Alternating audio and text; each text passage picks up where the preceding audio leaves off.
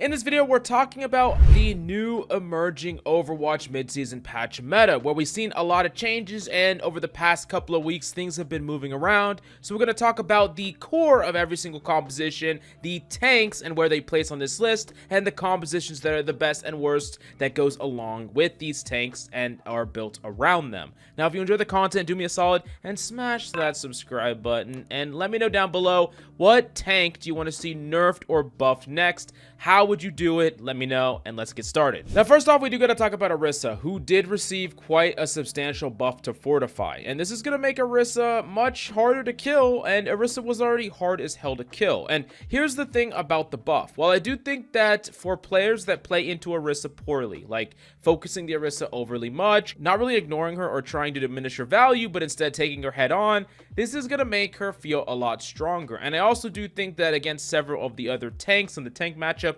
Orisa is going to be a bit harder to kill. But overall, this doesn't fix any of Orisa's fundamental weaknesses. She's really bad against dive. She's not that great against brawl up against some characters like Zarya, for instance. And there's a whole list of characters that Orisa just can't interact with. Characters like Tracer, she just can't interact with. Characters like Pharah and Echo, she can't interact with. Hanzo, she just can't interact with. None of these characters she can peel for. None of these characters she can deny. If you're just ignoring the Orisa, taking wide off angles, Orisa can't just leave the front line and come for you. Realistically, she's never going to catch any of these people or control any of these angles. Orisa has really key weaknesses, but I do have to take note of the fact that for most ranks, people are going to play right into you, and you're going to be stronger than ever. I will say that she kind of scales off the higher in rank you go, but the average, I'm going to say that she's a B tier character, B tier tank. I think she's fine. She's just not that strong objectively when players start playing properly around her. Now let's talk about Roadhog, and Roadhog is basically just kind of the ugly duckling in this composition, or in the Overwatch meta composition as a whole. He doesn't fit any comps. He doesn't really have consistent solo carry value because of his lack of one-shot potential, and he's kind of in a waiting room right now where we're waiting for Blizzard to finally rework the character like they said they would over and over again. And it's just taking a long time. I'm guessing because they're cooking on it for a while, it's doing something very different. They're most likely adding graphical elements to it, fundamentally rechanging or mixing up an ability that has a new graphic. That's the only thing I can imagine. It's not just going to be a number tweak. It's going to be a full-on rework, and I'm excited about it. But in his current state, he's just going to be really, really weak. On as the most popular support in ranked play as well, that's just going to shut you down.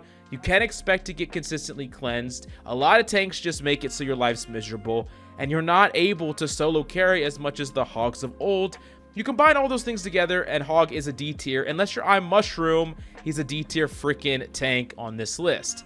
Next off, we do got to talk about Winston. And I want to make it clear here, for dive compositions and like a full-on dive composition, which is what we're seeing in pro play, Tracers, Sombras, Kirikos, and it's like a full-on dive, Winston is probably the best tank in the game right now. He's seeing a ton of pro play. He's very, very strong. He's consistent. He enables dives with his bubble, and he's also good against dives. So there's a lot of things that he does really, really well. But the thing that you got to understand is that is only accessible if you, one, have a full-on composition that is playing dive. Two, that composition is coordinating together to actually dive consistent targets. And three, and I think this is most important, everyone on the team has the mechanical skill required to execute a dive correctly. You know, the mechanical skill of a proper tracer, the mechanical skill that you need to make these dives a success. So as you go lower and lower in ranked, and honestly just ranked as a whole, this is not going to be everywhere. Like, you're not going to find this. I think you can still get value out of Winston if you have like a duo person dive, one duo partner that you rely on. Y'all dive in together, you enable them, y'all get some shit done. But most of the time, Winston is going to be just not as easy to play in ranked and as strong as many of the other options. Still a fantastic tank in the right situations, and still really possible for you to solo carry on this tank if you're really, really good on Winston. But I don't think that he's nearly as good for ranked play as he is for pro play. So I'm actually going to put him in the A tier. And yeah, I think that this is a fair assessment of the character right now. Next off, we do got to talk about Hammond. And I think that Hammond has some problems going for him right now. There's a lot of characters that can deny what Hammond wants to do, whether he's getting slept, hit by a cast grenade, hacked, freaking javelin by Orisa, or there's just characters that he just doesn't interact with at all, Hammond does have a fair bit of problems. And I think for mobility heavy tanks outside of maybe Diva right now, which we'll talk about in a second, he's just having a hard time, and he's pretty hard to play in rank. Now, I will say that you can definitely solo carry on this character if you're really disciplined. You really look and you make sure to scout properly, and you find appropriate setups that you're slamming down and line of sight of your team. They're following up. You can get that to work. And I think the better of a Hammond you are, the less and less likely you're going to get punished. The more disciplined you are with your dive, the less and less likely you are to get punished. But I do think that you're kind of working really, really hard for the amount of value that you're bringing to the table relative to some of the other tanks in the roster. And I do think that there are just way too many counters for this character where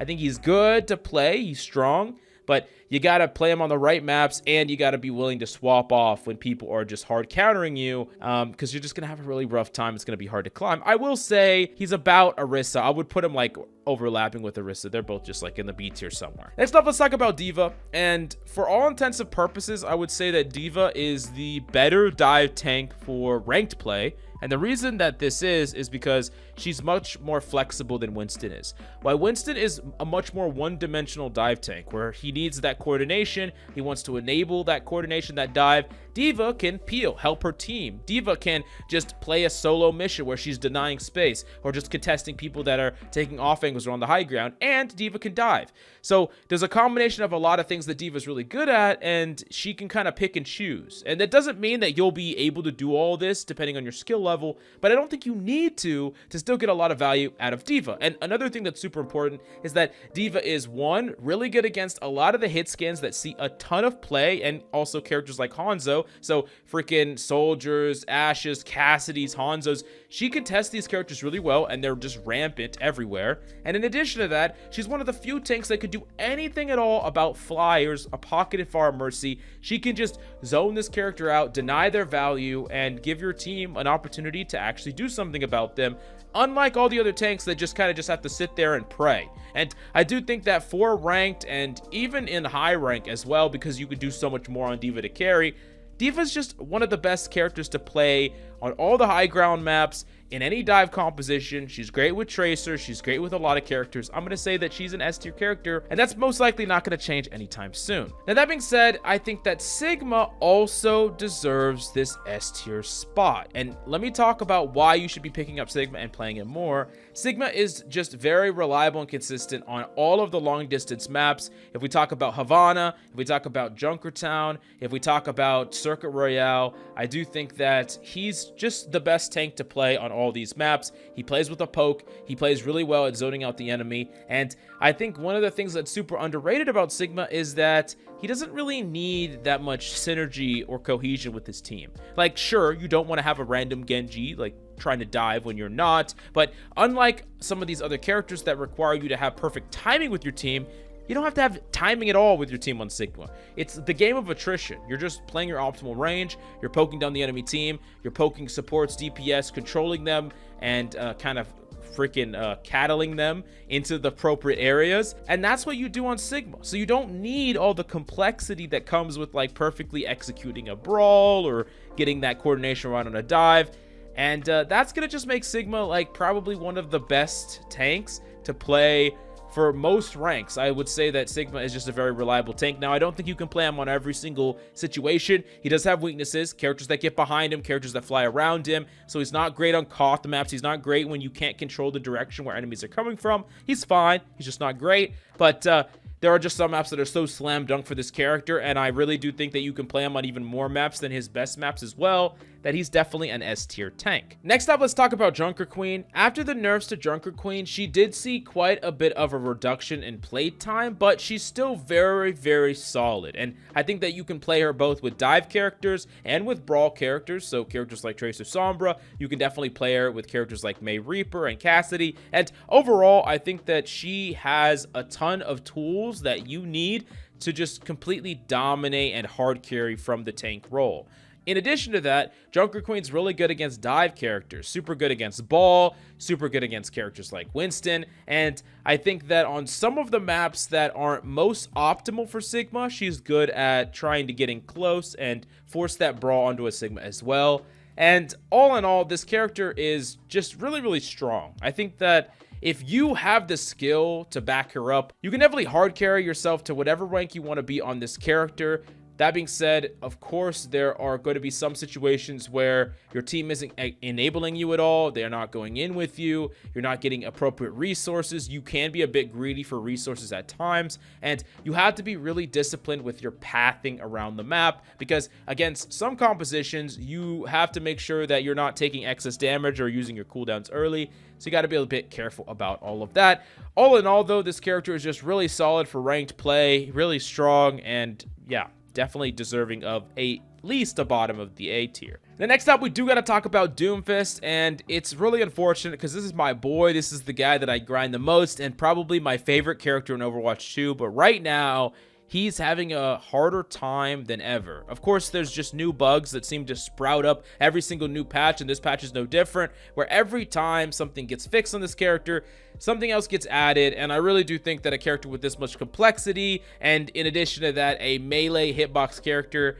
is just bound to have just bugs to the end of freaking time, which is disappointing, but it is what it is. But more than anything, though, right now, there are just way too many characters that make your job really hard on Doom. Whether you're getting slept, whether your punches are getting Suzu'd, whether you're getting freaking hacked or shot from a distance by a Hanzo, or there's a flyer in the sky that you can't interact with at all.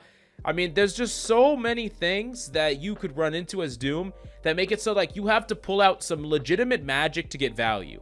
You're squishy, your engagements have a huge tendency to potentially fail out of nowhere, even if you engaged properly. Even if you go for a really nice play, it could just get destroyed. Just basically you go for like a crazy punch against someone in the wall, someone bounces off, or maybe a Kiriko teleports out of nowhere and Suzu's it, or I mean the list goes on and on. There's so many things that could go wrong with this character, and you're working so hard and doing so much that if you just played Winston or Diva or some other character, you'd be able to get to that value a lot easier. And I don't think that Doom is like the worst character in the world by any stretch of the imagination. He has some good matchups. He's pretty good against Reinhardt. He's pretty good against Rampart.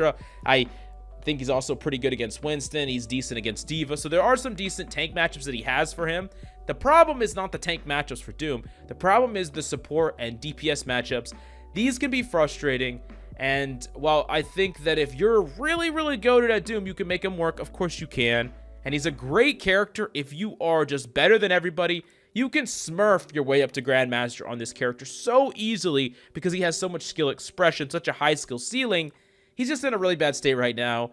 And for these reasons, I'm putting him in the C tier. Now let's talk about Rampart. And Rampart isn't the best tank in pro play. He isn't the best tank in meta play. But when we look at ranked and when we look at how flexible this tank is and how consistent he is, he's definitely the best for ranked play. He's good in a number of different compositions. You can play him in poke, you can play him in brawl, you can play him in a rush type hybrid. And I think that more than anything though, Rampart plays really well into the chaotic nature of ranked, where you have to not only adapt your play, but you also have no control over what you get as a support or DPS on your team. Whether you just have random Tracer Reaper, or you got random supports like freaking Moira Mercy, or the list goes on and on. Regardless of the nonsense that you have to have on your team, Rampart can find a way to get value. You can adapt your play. You can be more aggressive, less aggressive, poke more, brawl more. And that flexibility is unparalleled. Not to mention your ultimate is probably one of the best ultimates in the entire game at closing out fights and just having a high win percentage. Rampart's kind of the all-in-one package that just really fits very, very well right now in the meta. Is decent against most of the characters that are seeing play, and also is good at playing with them. And you combine all these things together, he's just kind of the best thing to be doing. And I would highly, highly suggest you learning Rampart. If you don't have an idea of what to play, Rampart might be your best bet. Next off, we do got to talk about Zarya, and Zarya suffers from some of the other problems that characters like Orisa have, or characters even like Junker Queen have, where they're a little bit linear in where they can be used and how they can be used. dive characters are a problem for you, high ground's a problem for you, so that already eliminates a lot of the maps from your map pool that you can even play this character on. There are some tanks that you just don't want to see at all. Characters like Winston, you just never want to see. And even some of the characters that you should be good at, like characters like potentially Sigma or Rampart, if you can force the proper engagement, they can play around you and they can give you a hard time. And oftentimes, the hardest thing about Zarya is that you can be a bit greedy for resources. If you're in a game where you don't have a support that is properly enabling you, you're not going to do anything because you need to go through several cycles in order to take that space, build that charge, become an actual threat. I think that Zarya is an amazing character to duo queue in ranked, but for solo queue, it's going to be a bit situational when and where you can whip her out. Her best matchups, of course, are going to be like matchups against characters like Junker Queen, characters like Orisa, and even playing a peel style against Doom. But still, she doesn't touch the top tier of characters here. She's at the very top of B. I think she's quite a bit higher than these other two. But yeah, she's still in the B tier. Next up, let's talk about Reinhardt. Reinhardt's kind of like the final boss, the raid boss. And if we talked about purely high rank play here, Ryan would probably be in the B tier with Zarya and all these other characters. But if we think about how much Ryan is picked and his overall win rate, he just has a crazy high win rate in the majority of ranks, and he's a really solid character that is just good at playing Overwatch that isn't perfect, right? When people are making mistakes and no one's playing perfect, Ryan slots into that really, really well. He's very threatening. He applies a ton of pressure. Shatters are amazing, and he just plays well with a lot of the characters that see play, whether that's Cassidy, whether that's Hanzo, whether that's Ashe, whether that's Sojourn, even freaking Junkrat. He plays well with all these characters. He's threatening, and I do think that overall he's just a character that you gotta at least know a little bit so you can type Ryan 1v1 on King's Row, and then y'all just lock Ryan and just Ryan diff the other Ryan. But joking aside, he's definitely a very powerful character. And even though objectively, if we look at the balance from the top down, he might not be the best character in the game, that small buff that he did receive did help him a bit. And he's just always going to be strong for the majority of ranks of play. He's going to be one of the best, if not the best tanks to play. Anyways, this is the list that we have for the best comps and the best tanks in the mid-season patch. Definitely let me know which tank you think I underrated in the comments down below. Thank you so much for coming by. Hope you enjoyed the video, and I'll see you next time.